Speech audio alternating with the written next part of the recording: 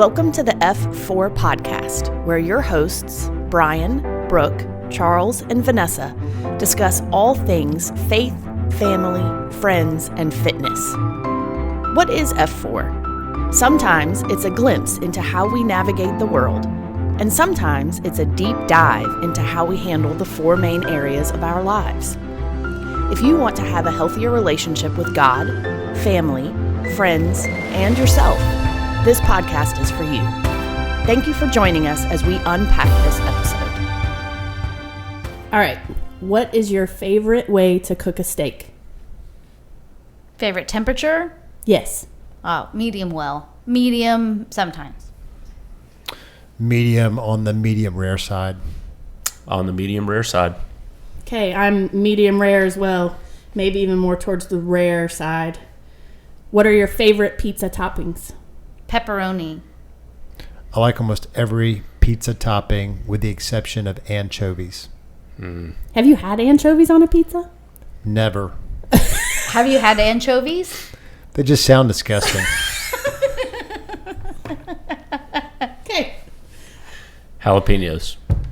Okay. I'm a bell pepper, onion, black olive girl. That's my favorite. Well, that's multiple favorites. I like bell pepper too, but the question was toppings. Oh, I just picked one. You said topping. I said everything. I said toppings. Okay. It was my fault. I said one. I really like mushrooms, though. That's like anchovies. No, they're not salty. All right, what's your favorite bird? Big bird. Probably an owl. Screech owl if I have to be specific. Okay. Seriously, don't say big bird. Mockingjay. That's worse. I didn't say big bird. I like cardinals. Okay. I should have said emperor penguin. Yes. Well, you're basically the same height, right? Oh, Right, gosh. exactly. Empire penguins. Empire penguins? Empire penguins? Isn't that what it was? No. What is? Emperor. Oh, emperor. I thought I'm you sorry. did that on purpose. Oh. Sorry. Emperor penguins. Homeboy says it with so much confidence. Empire penguins. Emperor penguins. Okay. It's really not, but it is. It Kind is of funny. right It is now. All right, you guys, welcome to episode 16 of the F4 podcast. I'm Vanessa Giddens, one of your hosts. I want to thank you for listening to our podcast. If you could follow us on Instagram and like and share the podcast, we would really appreciate it. We're on Apple, Spotify, Google, Pocket, Radio, Public, Breaker, Anchor, basically anywhere you want to listen, or you can watch us on YouTube. And Spotify. If you would like to be a sponsor of the show, you can send us a message on Instagram, Facebook, or via email at f4ncpodcast@gmail.com. I'm joined today by the rest of the F4 crew, our friends and best buds, really. Brooke and Brian Marston, and my husband, Charles Giddens.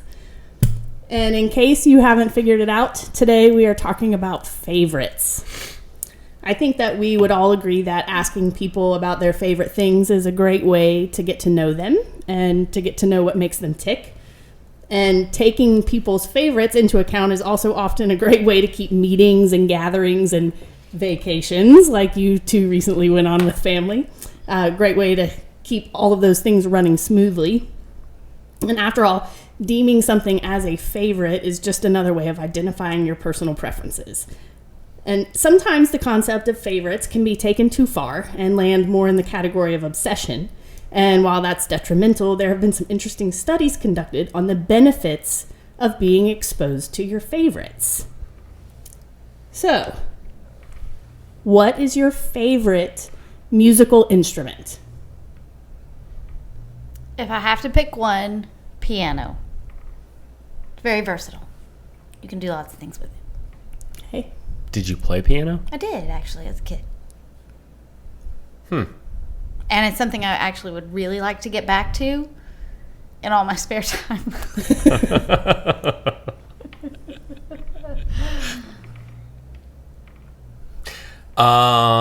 Ukulele for me. Drums close second, but ukulele. Instead of boy with uke, you could be beard with uke. Okay. I don't think that works the same way. Be but Insta okay. famous. Okay. That's clearly what I want to be. I would say a guitar. Okay. Yeah. Very good. All right. So a regular guitar. A guitar and Cadillac. I like guitars.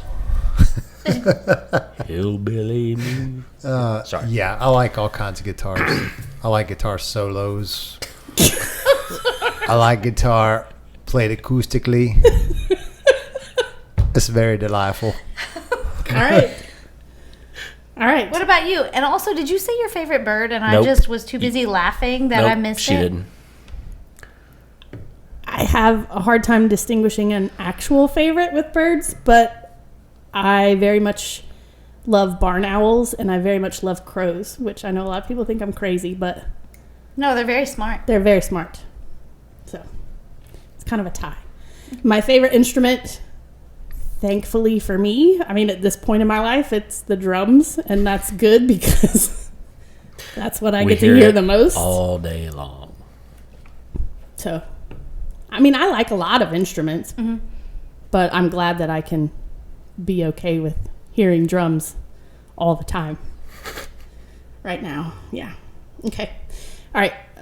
This might be harder for some, easier for some. Favorite Beatles song? Hey Jude. Really? This is parents' song. Oh.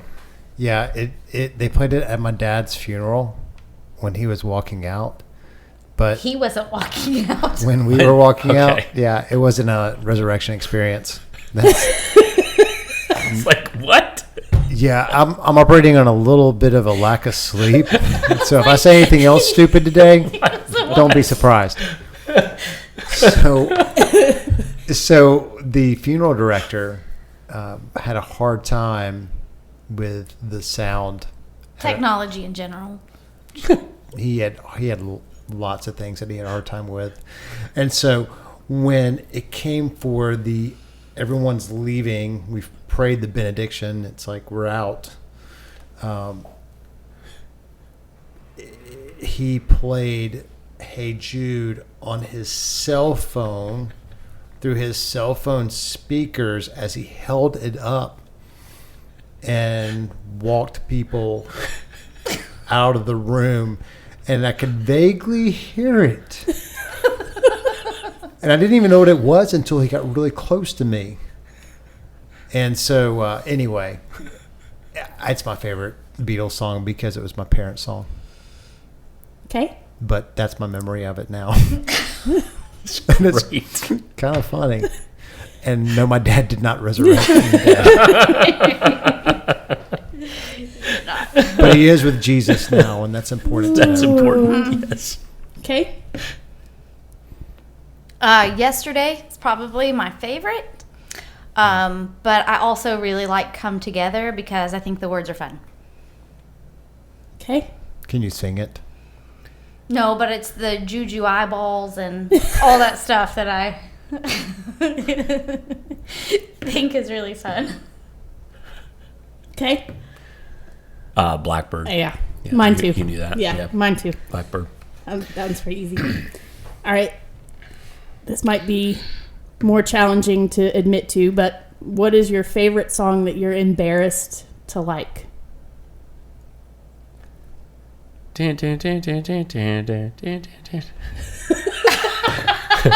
Mine is Vagabus from the Vanga Boys. I'm not kidding. I hate that I like that I song. heard it earlier. That's why had you to heard look it. up the Yes. name and who. I had to who make sure sang I it. have the right name of the song. It's actually Vangabus, but I always say it's We Like to Party. It's not, or the Six Flags song, We Like because to Six Party. Flags used it over and over again. Yeah, with that old man. Yes, with the ugly Dancer. old man dancer. Yeah.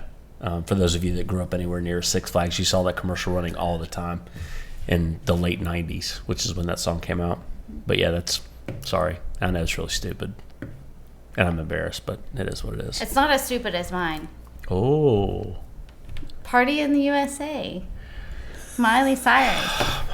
And I'm not a fan of any of it. no. But that song, Oh, no. I love it. Oh, Hands up, no. playing that song. I don't know if I can continue. Miley. Hannah Montana. Hannah Montana. Well, not Hannah Montana. Because that's like, No, because that would be okay. Ugh. I know, I told you it was Ugh. bad. And I'm embarrassed to admit it. But She's going through Do quite the like renaissance it. right now, so I guess you're okay. I don't know. Oh, yeah, she is. Yeah, it's really bad. Wow. It's not Wrecking Ball, though. I actually like that song. I like Ice Ice Baby by Vanilla Ice. I like it when it comes on the radio.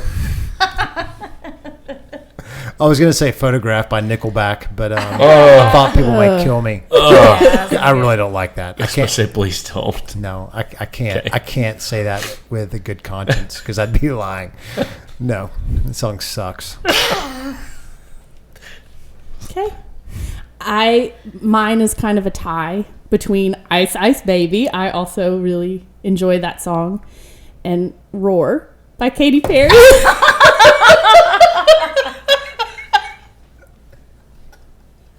But Roar is better than Fireworks. You know what though? I can picture Vanessa in her car just belting it out. Every time I hear it, come on. You got the eye of the tiger, do you? That's right. Okay. Dancing through the fire. Wow. I like it. You're a champion. The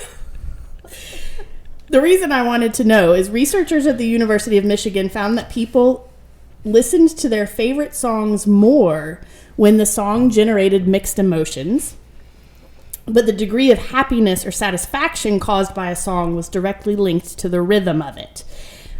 Further, when we like a song and link it to a positive experience, it activates the reward system in our brain. Science. Dopamine is released. Neuroscientists at McGill University, and I don't even know where that is. Do you know where that is? Nope. Okay, found that when we know a song very well, an intense discharge of dopamine occurs in the brain as we anticipate the high points of the song. You guys probably have memories of being like in the car with your friends and you're gearing up and then everybody's hands go up and you're screaming, hopefully not the they're playing my driver. song. Yeah. Sorry. I can't remember any times exactly like that where I'm screaming with my friends, but I'll take your word for it. All right. And the Wake Forest School of Medicine, which is, I do know where that is. That's right down the road. Right down the road. Proved that our entire brain reacts to our favorite songs and those we like compared to the music we do not like. Using functional magnetic resonance imaging, they appreciated that our preferred music promotes greater connectivity at brain level, which generates global processing and stimulates processes such as happiness and creativity. Yeah. Okay. So now, hearing your favorite music is important. It releases chemicals in the brain that make you feel good. Science. All right. Moving on. Who is your favorite teacher? When we were in school or on TV or in the movies. Because, like Mr. Holland, he was pretty epic. Opus. He was epic. Okay. Except, well, there's some parts that aren't so epic. But anyway, go ahead. As a teacher, he was. He was a great teacher, Yeah, he was good. Mr. Holland. My favorite teacher was my 4th grade teacher. Her name was Mrs. Brooks. My 4th grade teacher was my favorite too. His name was Mr. Crawl. Oh, look at you two. Yeah. You know what's really strange is I don't even remember who my 4th grade teacher was, and I have no memories of 4th grade whatsoever. One of the things I remember about my 4th grade teacher is her first name was Nan, which is a palindrome because it's the same forward and backwards, like Taco Cat. And I love Taco Cat. I do. But that's one thing that I really remember when she was learning everybody's names. That was something that she talked about, her name being a palindrome. And so, like, I don't know. I thought it was really cool. Nan is not really a cool name, but I thought that was awesome. She was very sweet. I liked her. What about you? Me? Yeah. I've had a lot of really good teachers, especially lately. My favorite teacher probably was Dr. Solis, Anatomy and Physiology 1, when I was in college. That probably was my favorite teacher. He was a retired cardiologist at Baptist here in town. And he was able to get you to learn differently, I guess would be the best way to put it. Where in anatomy and physiology is a lot of memorization. You have to remember nerves and muscles and tissue and everything. And it's, even though I was in a program where I really enjoy that kind of stuff, and in a profession where I get to use that kind of stuff, it's not exactly the most fun things in the world to go, okay, the subscap is here, and this is really, like, it's not overly exciting. But he kind of made it not fun, but he made it challenging to a way that made me want to learn. So I think he was probably, and he's the one that inspired me to do other things, not just in teaching, because he always had we had a saying of the day, and he would go through this kind of stuff of, looking at life differently. So he's probably my favorite. All right. What about your favorite professional athlete? You didn't answer that question. I did. My fourth grade Your teacher. fourth grade teacher, you're Mr. right. Crawl. Sorry, He was Mr. awesome. Crawl. He was from New York, and he taught us Love Potion number 9. And he would always bring his guitar out into the middle of and our desks were in a U shape. So Brian's the one that didn't really answer it. He That's said right. Mr. Holland. Mr. Holland, yeah. Is that not acceptable? I mean, I No, I guess. feel like it should be like a teacher that Yeah. you actually had.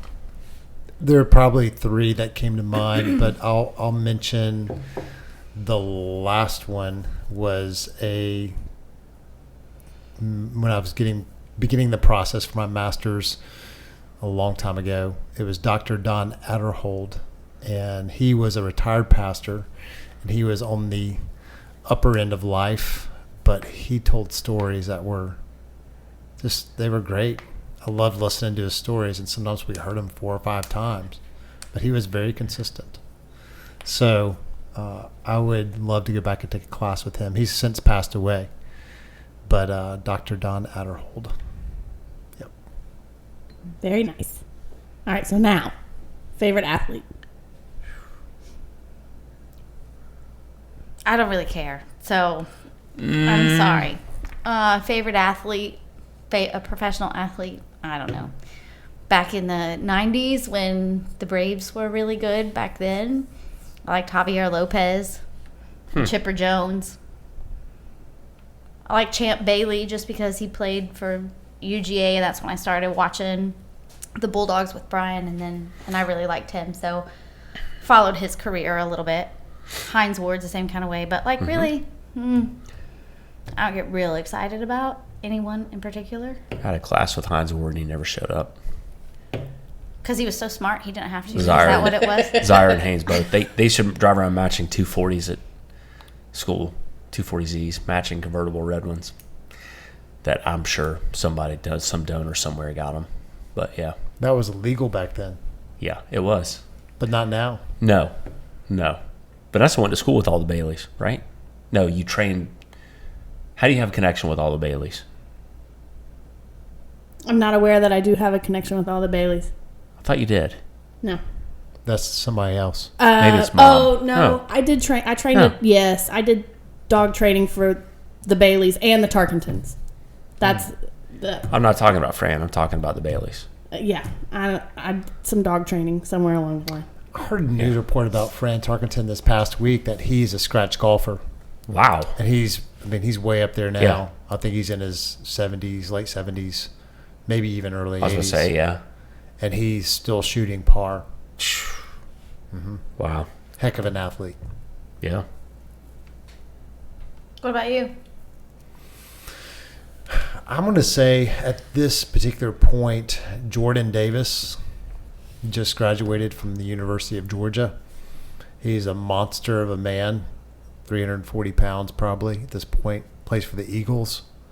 And I just like how he is. He's funny. He doesn't take himself too seriously, or at least appears that he doesn't. And he really seems to want to build people up.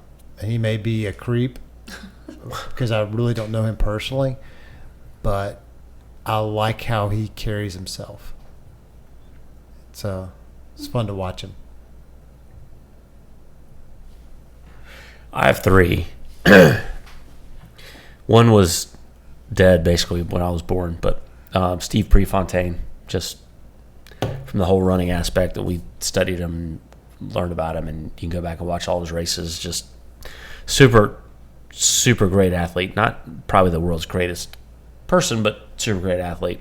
Pyros Demas, which is a Greek weightlifter. Also not really a fan of his politics, but it is what it is. And he's actually in the U.S. now helping people in the U.S. And then Pele, growing up. Pele was growing up playing soccer. Pele was kind of like who are you gonna look to, and it was always Pele.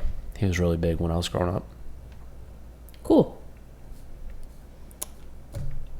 Y'all are gonna laugh at me, but it honestly probably is Matt Frazier at this point. What? Go ahead. I'm interested. Go ahead. He's a CrossFit athlete and now coach. But for those of you that don't know him, I mean, he did a superb job of, I think, laying low and avoiding a lot of media temptations. And he did it. He wasn't one to really... He was about getting the job done. And if that meant being behind closed doors to get it done, that's what he did. He wasn't in the spotlight until he was on the floor. And granted, he ate up, I think, the spotlight in that moment. And now he has turned to coaching and appears to be doing a bang-up job of that as well. And I just admire him for putting his head down. Hard work pays off. That's his thing. So yeah, we watched a thing the other night, a whole thing with him and Mal, and the way he coaches is just, I mean, I got done watching it. I told you guys we got to the gym, like I'm geeked out, ready to coach. He's and I don't know, obviously don't know him personally. I have no idea what his life is like outside of what you see on TV, but what he appears to be is just a fantastic dude. I mean, yeah. The way he coaches her, the way he builds people up, that you see him around, for someone who doesn't, you would not necessarily expect that from somebody who's as good at a sport as he is, and to be like watching him in Mao, I was like, wow. I mean, holy cow. I mean, completely humble, nothing about himself. I mean, nothing about himself. It was all about her, and taking care of her when she was working out. So much so, and I think I told you this, like she's getting done, and he's like got Sour Patch Kids. When she hits the finishing shoot, she's like, here, throw this in your mouth. Like, just an amazing, and he could be a complete, he I have no idea. He seems to have moments where he could really come across as, and he's a very smart man. But anyway, so probably him. All right, favorite superhero. Oh. I'll go first. Doctor Strange. Because he's really cool. He's very cool. Also has really jerky ego moments, but... So when I was a kid, it was Wonder Woman. I went through a real Batman phase where Batman was the favorite superhero. But I would say now, presently, it would have to be Doctor Strange. In the age of Marvel, it's 100% Doctor Strange.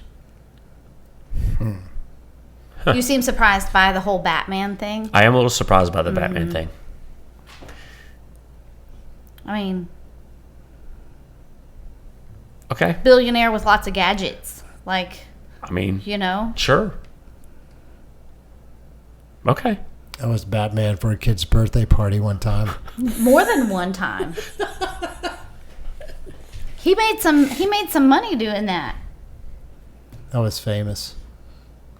No, it was the Jump. Now I'm waiting on the stories. The thing that was funny was when I was at the tail end of one party, and one kid looked at my hand and saw my wedding band and said, "Batman isn't married."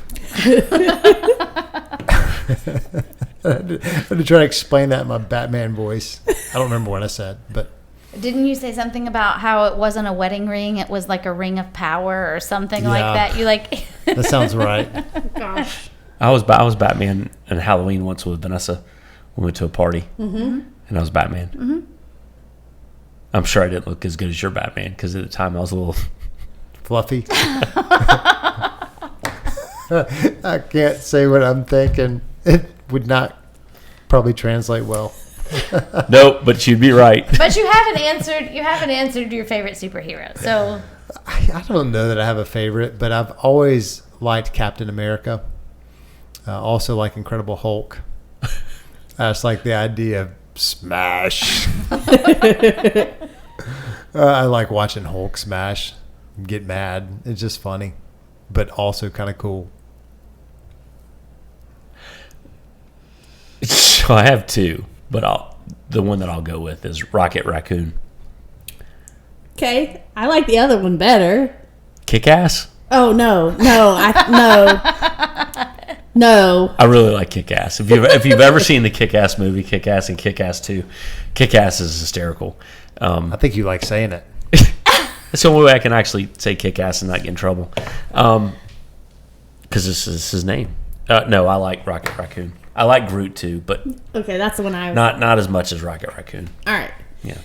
All right, so the reason I was asking about the people, researchers from Nagoya University in Japan asked students to pick their favorite person, usually just defined by like a celebrity, somebody that they were attracted to via screen or whatever. Some participants chose loved ones, but the researchers showed the participants two videos. One video was old news clips, and the other one was clips that involved their favorite person. And before, during, and after each video, they measured the psychological states and took blood samples from the people. And all the participants reported that during the video of their favorite person, they experienced positive emotions that invigorated them and made them feel better. In addition, the researchers noticed that during the favorite person videos, but not during the news clips, participants experienced certain physiological changes, most importantly, a significant increase in a type of white blood cell that helps the body defend against harmful viruses, bacteria, and tumor cells.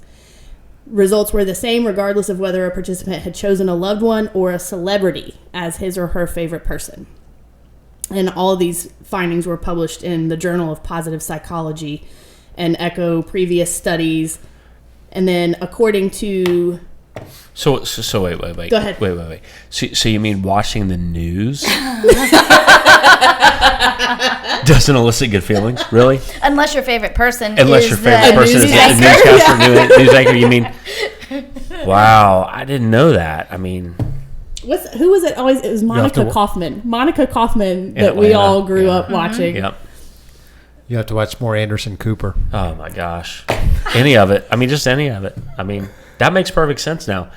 Yeah. Okay. Okay. All right. I guess I quit watching the news years ago, so we're fine. You don't have a favorite news anchor? No.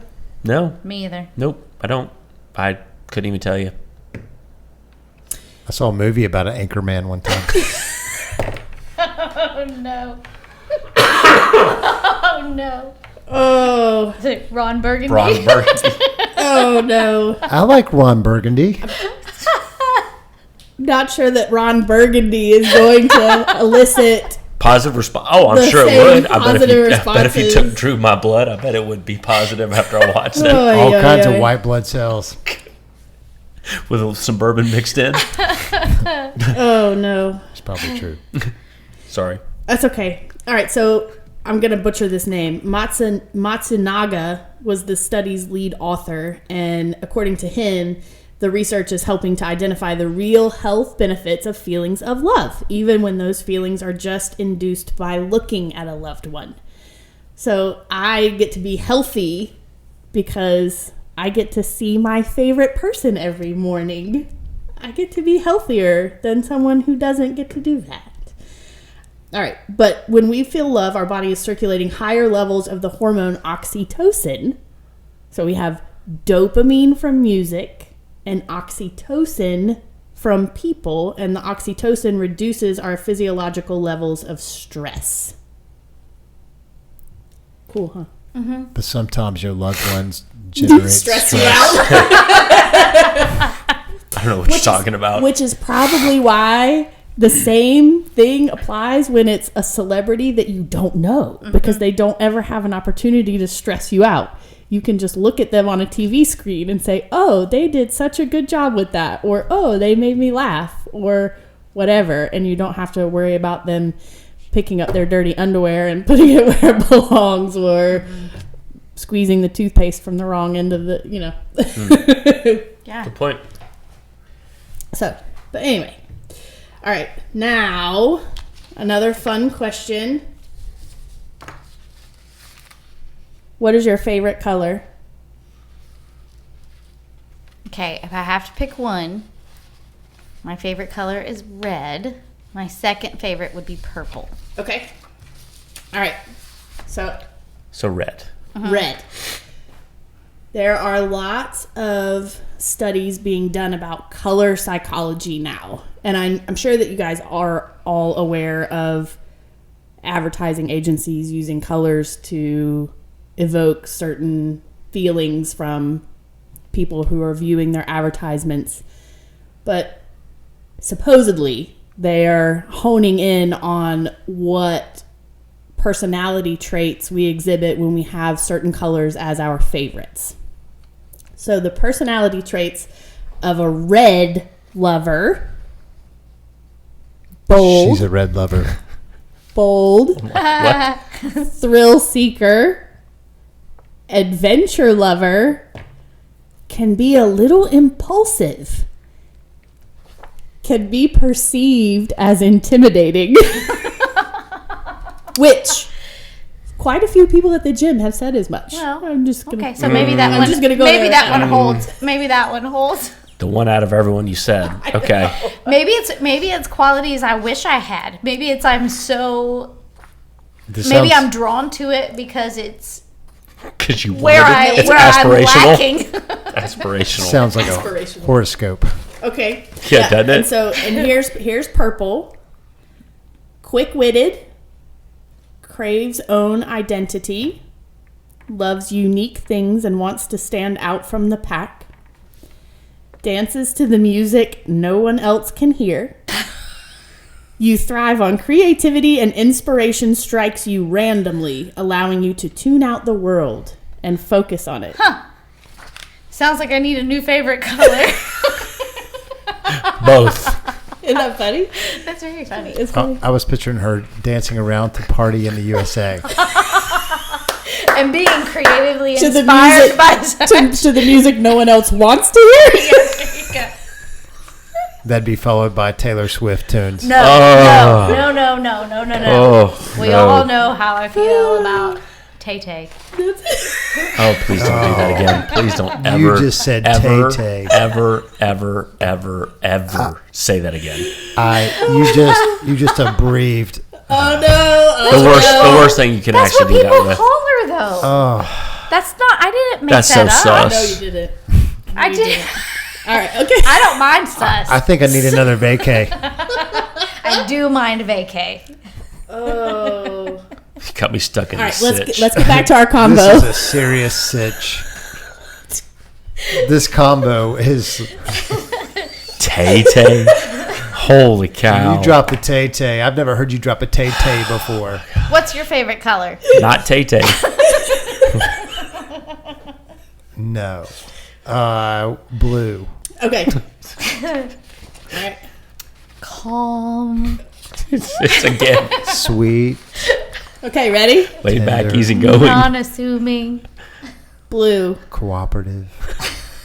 Dependable. Okay. Trustworthy. Gentle.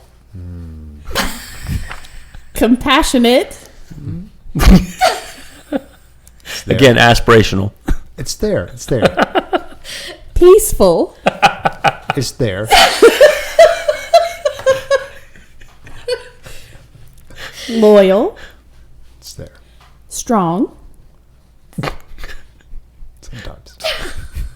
And in regards to productivity, you like to strategize the best way to handle a task, and you can adapt when obstacles arise. There you go. Sometimes. Do you really strategize for the best, or do you just like intuitively know the best way to go? I don't know. Okay. He just jumps in. It just depends. works out. I think about things all the time. And when he reaches an obstacle, he makes it work. I mean, you do that. For sure. I do that. You do. This is like a horoscope. Yes, this is very funny. Yes, it okay. is. What's your favorite color? Well, I would have said blue. But again, we've talked about this. I like blue because other people say I look good in blue, but that's not actually my favorite color. My favorite color is pink. Okay, ready? Sure. Do I want to know? We need to contact the people who do these studies. Because they're all wrong. They're all wrong. All right. Pink. Personality traits of people who like pink. Fun. Why are you shaking your head? Okay, go ahead. Playful. Okay. Maybe a little naive. I like this one. I like this one the best. You wear your heart on your sleeve and aren't afraid to express your emotions. I mean, that's Generally. pretty normal. I mean, that one I would say is pretty accurate. Everything else has been garbage. With but us, maybe, but not in That's what I meant. general. okay, Yeah. sorry. Yes, you're All right. right. I do wear my heart on my sleeve. This one is very accurate. Love and family are important to you. Sure, but everything else, no. Yeah. It's half right. Yeah. Is that half? I'm thinking don't that's know. like a tenth. Boy, you're good at math.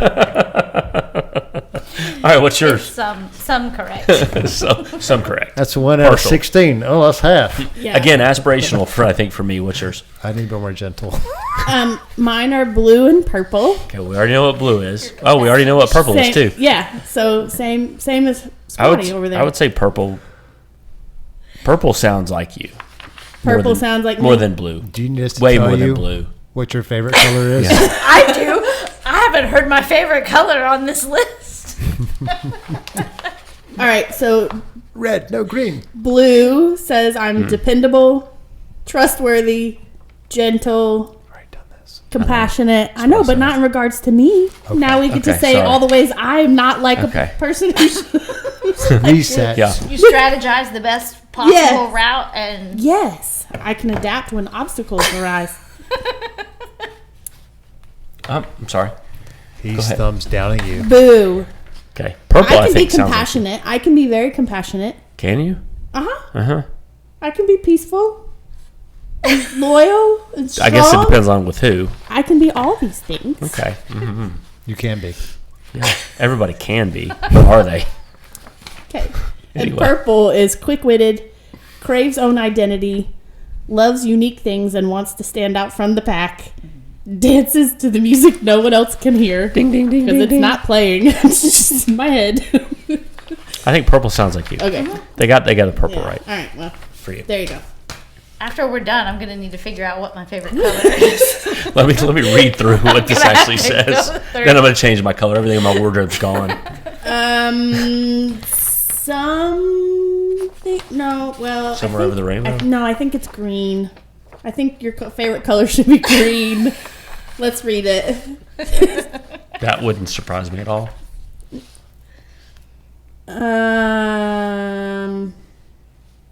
All right, so green. Some things are green, some things are not. You should like blue, I think. Dependable, trustworthy, gentle, compassionate, peaceful, loyal, strong. That's all you. Well, there you go. Why is this my favorite color? Just kidding. Let's change to blue. It's blue Okay. or white. Is that a color? Apparently it is. Oh, easy. White is calm, peaceful, innocent, perhaps a bit naive. You like things clean and orderly. I don't know. That's not so It much. was one's good where until we- right then. Until there. Until right then. You I like? mean, I like things that way. I just But how much? Not enough. enough to do it, the things to make Not it enough. Yeah. It's like change only happens when there's enough pain, right? That's right. The pain has got to be greater. Maybe I need to be meaner. I need to be less gentle. That probably would work well for your marriage. I think you should do that. Yeah, we need to contact those people because I think that's wrong. I like the whole idea of the oxytocin when you see your favorite people and the serotonin or the dopamine when you hear your favorite songs, but I don't know. Colors might be a little bit. Apparently the colors are not quite. There are other color studies where you are supposed to surround yourself with a certain color in order to so Where do mood rings fit into that? in the Shire with all. mood rings are no different than those Genera shirts that we used to wear, the heat. Genera. Do you remember? Yeah, I remember. Okay. Now I'm old. Genera. All right, so Generic. we've talked a lot about our favorites, and I want to ask you guys kind of a serious question now. Have you ever seen or been a part of harmful effects coming from somebody taking their favorites too far? Me. Yeah. Yeah, so like when my favorite movie comes on TV, I'll stay up and watch it, and then I'm miserable the next day. Because you stay up till 10 Stay o'clock. up, yep. Because I stay up until 10 o'clock watching it. Yep. Or when I get the occasional kick that I really want to watch it, it doesn't matter what time of night it is, I'll turn it on and I'll be miserable the next day because I'll stay up and watch it. Is it The Princess Bride? No, that's top 5, but no, it's not my favorite. Is it Some Kind of Wonderful? Yes. It's Some Kind of Wonderful. Okay. I'm just saying. All That's as good as I can do with this. I'm like, All right. But it is harmful the next day. Because then I'm tired. Okay. I'm old. Okay. What about you guys? I don't know. I don't know. I'm sure there's something. Will you ask the question again, please? Have you guys ever experienced or seen harmful effects from somebody taking the idea of a favorite too far? This is not an extreme by any means, but the other day when we were at lunch, a friend of ours asked for a Diet Coke. The waitress said, or server, I should be correct in my speaking. The server said, "I'm sorry, we have," or what did he say? He wanted a Diet Dr. Pepper, but all they had was Diet Coke. All they had was Diet Coke. And he said, "Well, I'll just have a water." So imagine if somebody, instead of saying, "Well, I'll just have a water, I'll take whatever's there," they get mad and upset and leave the restaurant. And that's kind of what I'm, Mm-hmm. Which absolutely does happen. Right. With our kids, working at Chick-fil-A, there are plenty of times people lose their minds over... Because they actually serve the right kind of drinks? Well, or lose their minds over, you're out of macaroni and cheese, or, I didn't get my cookie, or, the wrong kind of sauce. Like, I mean, I don't know why it's so funny, but it just is. It is funny because it's like... So petty. Yeah, because it's fast food. Dumb. It's like the last meal they're ever going to eat. Mm-hmm. I don't know. It could be. Well, could be. Could be. And I'm sure that's what they're going to remember when they're dead. I couldn't give the right Chick-fil-A sauce at Chick-fil-A. They gave me Polynesian instead. And you guys have heard stories about celebrities that have to have bowls of only red M&Ms in the green room. Yeah, no. If you're talking about that, so I work for the largest sporting goods, bless you, largest sporting goods chain in the U.S., and I'm not going to tell you what that is. It wouldn't take you very long to figure that out. But either way, when the CEO would fly in, right, to town, we would have to have the right kind of cookies and the right kind of soda in the car to drive said executive around, right? To the point it was like, all right, come on. Like, really? Okay. And I get it. If you're a billionaire, you make that kind of money, you're whatever. I just think, to your point, that's where things are like, really? I get it. But yeah, that just triggered some irritation. Sorry. That's okay. But you will survive if you don't have that cookie in the car. But instead, you're going to make the lives of everybody that has to drive you around miserable. Yeah, people have to walk around on eggshells because Yeah.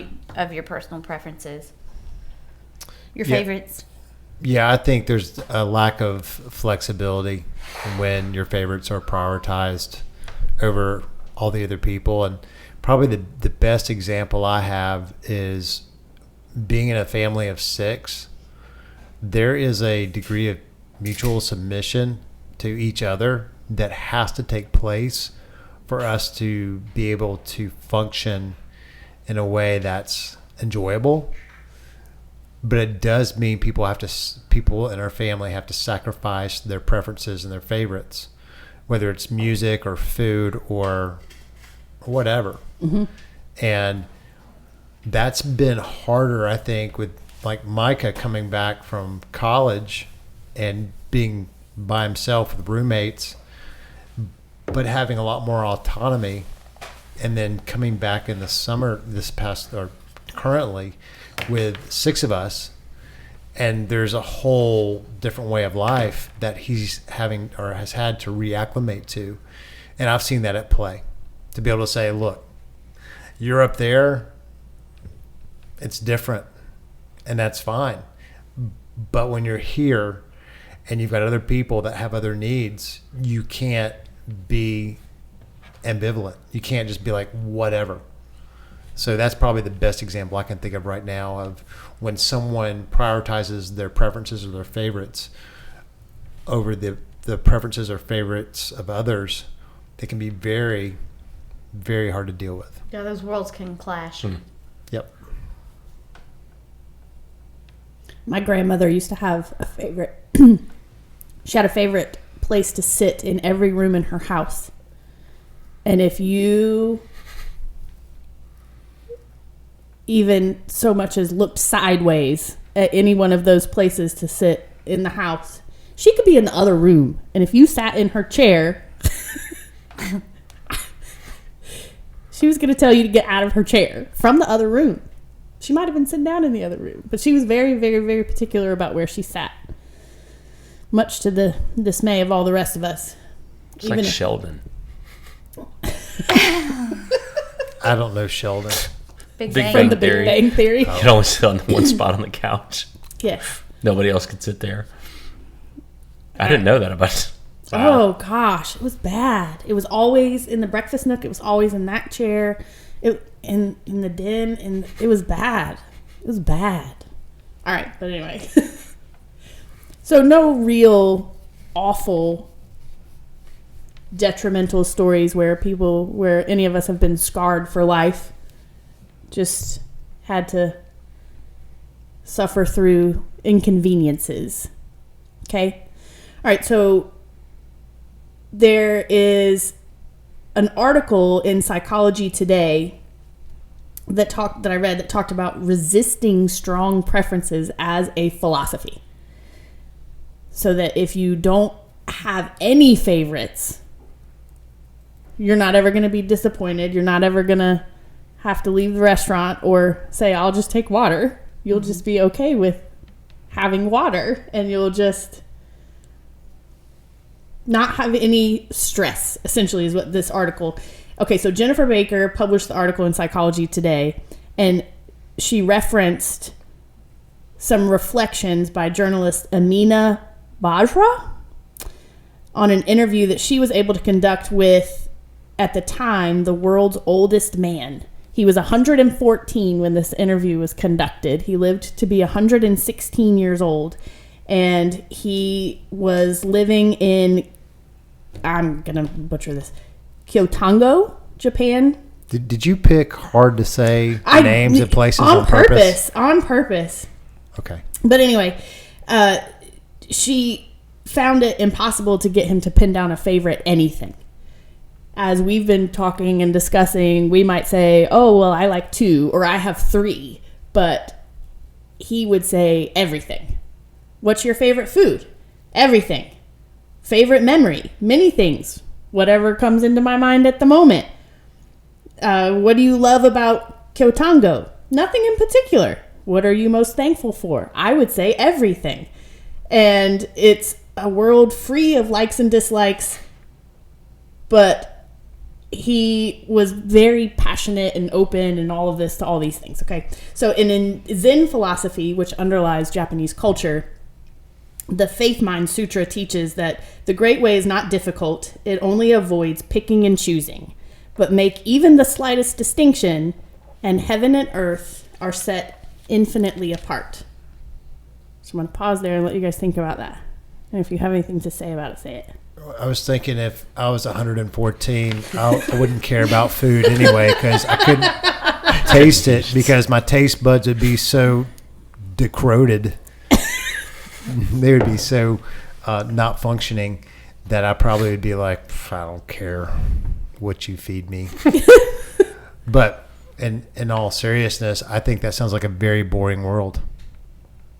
Mm-hmm. Well, it won't surprise you that I can actually see the benefit of that because... Boring. Well, I can see the benefit of it because if you think about, like, how many arguments our family has about food. Just for example, like where we're going to go eat or what kind of food do they have. It's less so now than when they were little, but everybody would have their preference. And so to find a place or even a meal that I'm going to cook at home, to find something that everybody likes that nobody complains about is very challenging. So if it was like, oh, well, I like everything, I like the fact that I'm getting to eat, would really be great because it would not be boring. It would be really great to be able to just be appreciative of whatever life hands you. And I think there's an adaptability that could come with it that would be really great. I kind of wish I didn't have any preferences. Well, why are you hanging your head? I think you're describing to me what sounds like an incredibly boring life. Okay. I think if someone can maintain gratitude in the middle of not having their preferences met, that's extraordinary.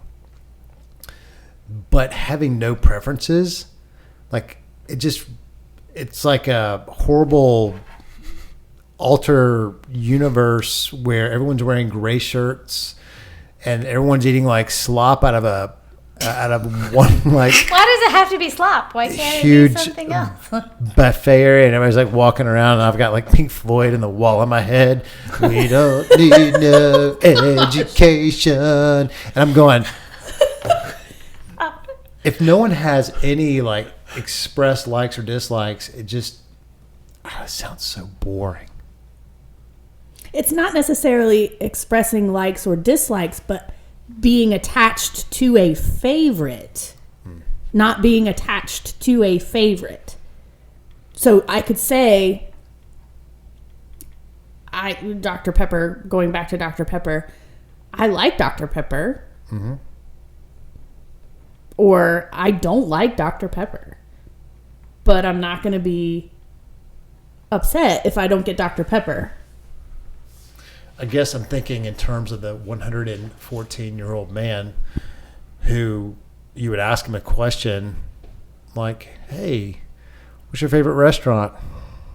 Everything. I think Brian should have to do that interview. What's your favorite color? could you imagine? I like all the colors. Because he's so gentle and compassionate and Okay. What's your... peaceful. Do you like being around people that make fun of you where you're not gifted as much as others and like to love to point it out? I don't mind them at all because I like all people the same.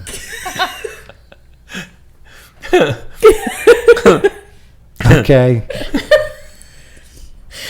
Of course, I've never met anyone like that. So, which I agree with your sentiment, Vanessa, by the way. I think people are far too attached to their preferences to the point where it's very divisive. I think it would be great to have people could express their preferences and we could have what we've talked about, the nuanced conversations where maybe we had different preferences and we could talk about why we have different preferences. Sometimes it doesn't even matter. Most of the time it doesn't. But I just can't even imagine living in a world where we didn't have favorites. Yeah, I think especially looking at this and all of this stuff, not all of it, a lot of it has to do with Eastern culture, right? So, and I think it goes back to what we've talked about in our class with the Western culture, Eastern culture, and individualistic society versus collectivism. I do think there's something to that, to say that we probably here are maybe a little bit more me attached to that, where maybe in a different culture like Japan or China or some of these other areas that it probably isn't as much. It's probably not as important. Now, I don't know if that's any better or worse, but I think there's probably something to that because you continue to reference everybody other than a Western culture for the most part in all these studies. So there was Jennifer Baker. Yes. She's the one that published She's the one that published it, but she was doing it on a... But the study was done in the guy was interviewed in Japan. I think there's probably something to that. I would agree And with I you. think the more that I've dug in and thinking about that, especially in the relation to that class that we took, that both of us had to take, The intercultural communications class.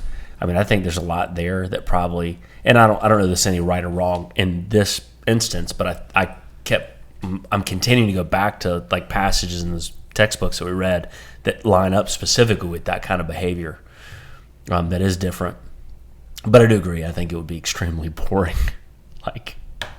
Like what is that? The Stepford Wives, where they all look the same. Then none of them are real, right? Oh yeah. Mm-hmm.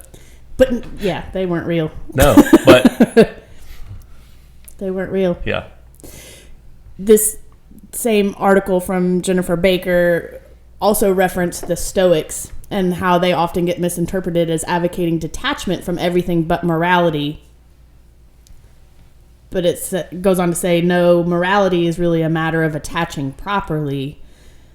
Some of our attachments, let's say if it's to a brand of soda, can get too strong and interfere with both our true identity and the freedom of our choices. If you don't have Dr. Pepper, I'm done. I'm walking out of the restaurant.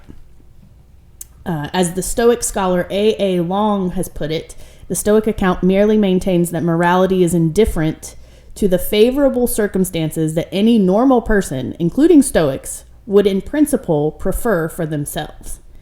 In other words, you wouldn't kill somebody for a Dr. Pepper. Depends how thirsty. All right, but now, Right. now we're gonna take it away from Zen, and we're gonna take it away from the Stoics. Trillia Newbell wrote a devotional for the Proverbs 31 Ministries, and she said, in the Bible, James, she's referencing a particular scripture we'll get to, James's particular focus is partiality based on socioeconomic differences, but the application of the principle is broad. Our key verse contains not just the challenging command, but the key to obeying it.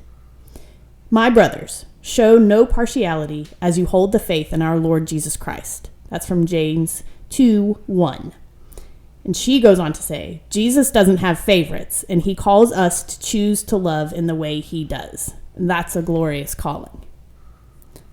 So now, I know we have all discussed this previously. How do you guys feel about, or what do you think about the idea that Jesus did not have favorites? I think Charles disagrees. I do disagree with that. I do think Jesus had favorites. Now, it doesn't mean that Jesus didn't love everyone. That's not what that means. But I do think it's very clear, looking at the account of his life, that he did have favorites. Or at least it would appear on the surface that he has favorites. Whether they're truly favorites or not, they were chosen for a reason, and we don't know.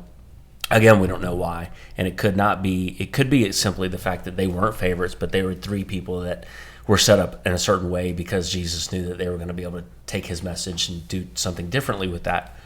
And you could say, well, that doesn't mean a favorite, but I don't know how it doesn't mean that. So I don't know that I agree completely with that after spending a lot of time researching that, but she's probably smarter than I am, so I don't know. I mean, You know? I wonder if her thought process in wording it that way is more like, even if he did have people that were closer to him or in a more inner circle of friendship with him, he did not conduct himself in such a way that if it wasn't those three in the close circle, that they would feel slighted. And I guess my example would be when you think about the Last Supper, and he washed the feet of all of the disciples, including Judas, who he knew was about to betray him. The way that he treated them wasn't with any kind of partiality or favoritism, such that as they are sitting at the table and he says, one of you is going to betray me, they're all looking around going, who is it? Is it me? Is it, because there had been nothing from his behavior that would indicate this is the guy. You know what I mean? So, I mean, I wonder if it's less about maybe having a closer proximity with him and more about he still loved people, even people who were going to hurt him, in such a way that unless you knew, you wouldn't know. Does that make sense? What I'm trying to say? I feel like I might not be doing a good job of saying what's inside my brain. Absolutely. Yeah, they didn't know. Like, it wasn't like, oh, it's obvious it's Judas, because he treated Judas so well. He loved him well. I think it also highlights the natural inclination we have to think that it's us. Like, if you hear or you see somebody in a situation and they're talking quietly and you're not part of that conversation, it's often easy to think that they're talking potentially about you when they could be talking about something completely different. And I think in that moment, I think the disciples, recognizing that they know their own fallacy, that they knew that they had the capacity to betray Jesus, because that's inside all of us. Because if you think about it, even when we follow him, we don't always follow 100%. But I think that's a really good example of he loved the 12 so well that they didn't go, oh, yeah, it's that jump. Because in most groups of people, you kind of know where people stand with other people. But in that case, nobody knew. And I think that's pretty extraordinary. Yeah. I mean, maybe the issue is the way that she worded it and not so much Sure. the idea behind it. I don't know. Well, John called himself the disciple who Jesus loved, essentially. Right. Yeah. I mean, looking at it from that point, I guess I understand that. Maybe it is the way she framed it up. Mm-hmm.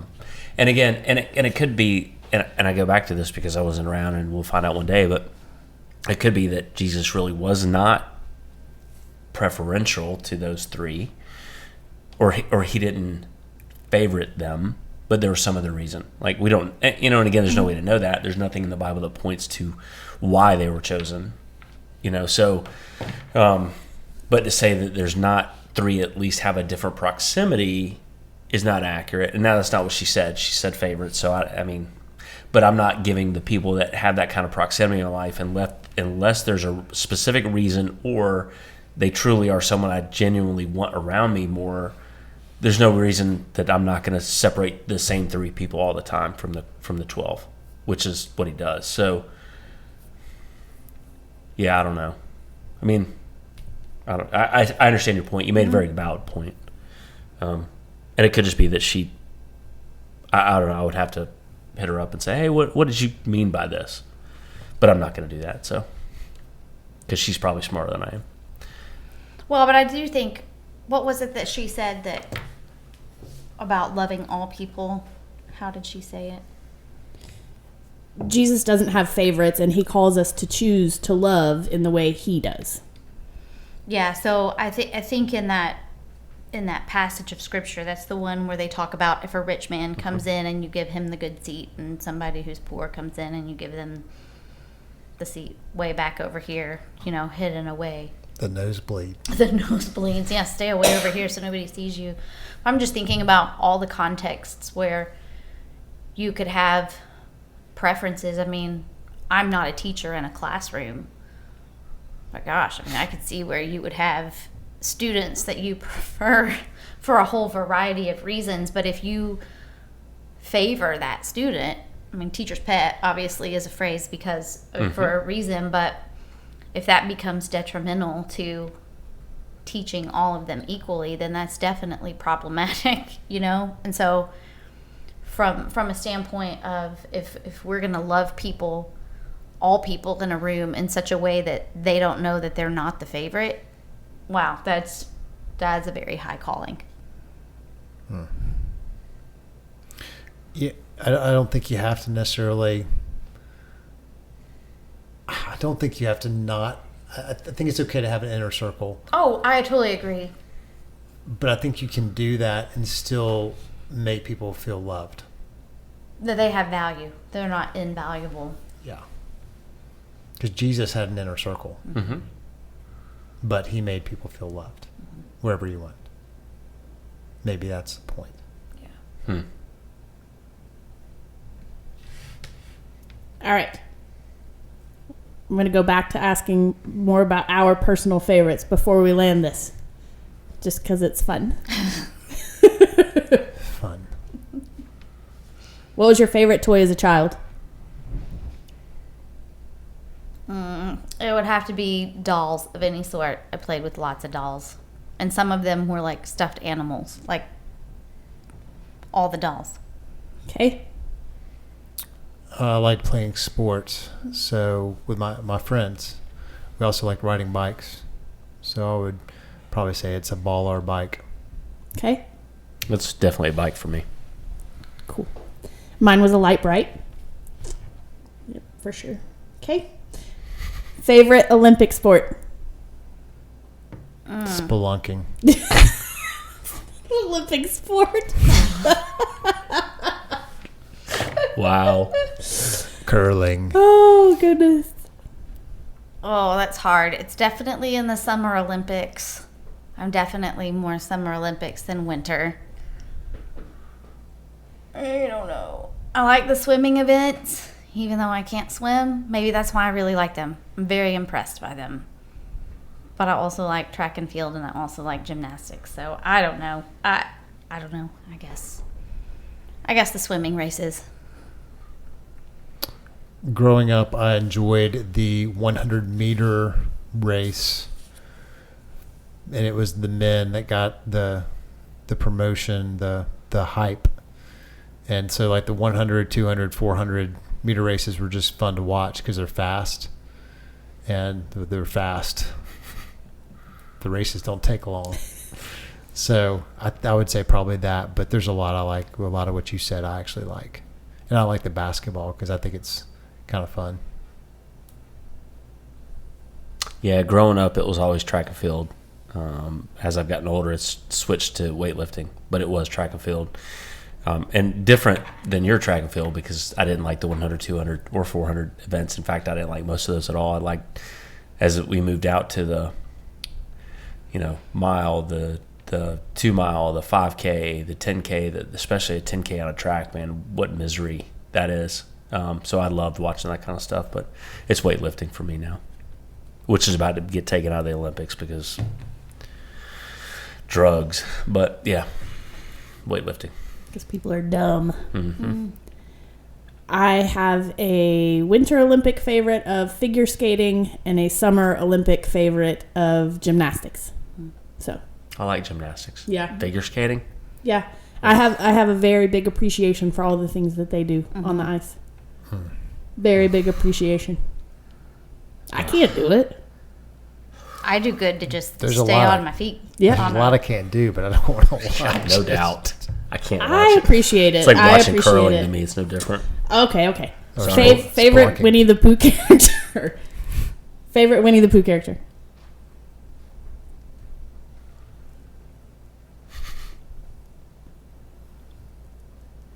I'll say Winnie the Pooh. Oh, bother. Think.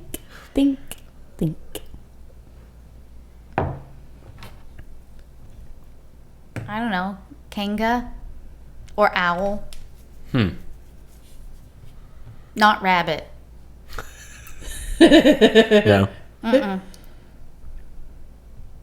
Tigger.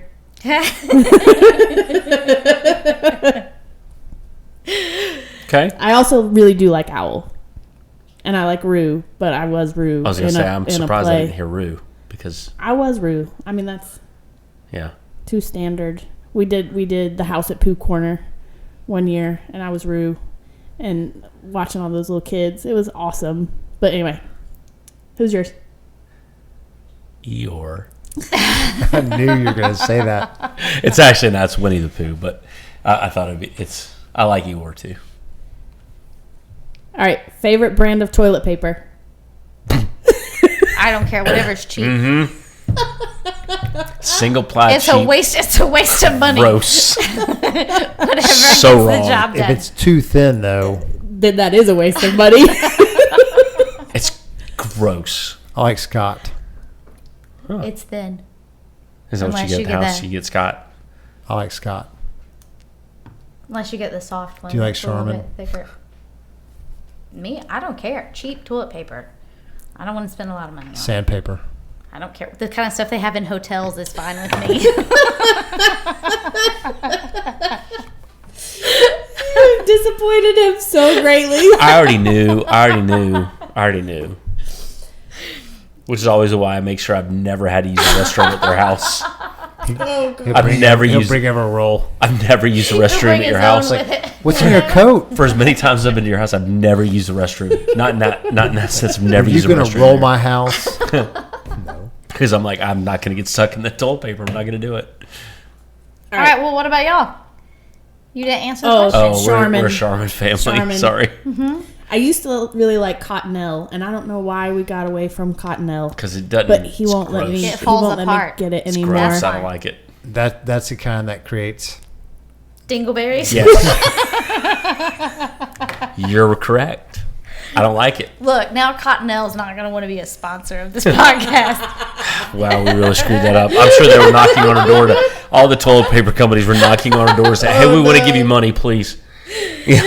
All right. On that note, I want to thank you guys for taking the time to listen to the F4 podcast today. Please follow us on social media, like and share the podcast if you think that this can be helpful and or entertaining to other people. We would love your feedback. So would Demas, our dog, who is named after Pyros Demas, one of Charles's favorite professional athletes. We would love your feedback, and thanks again for listening, and we look forward to being with you soon again here on the F4 podcast. See ya.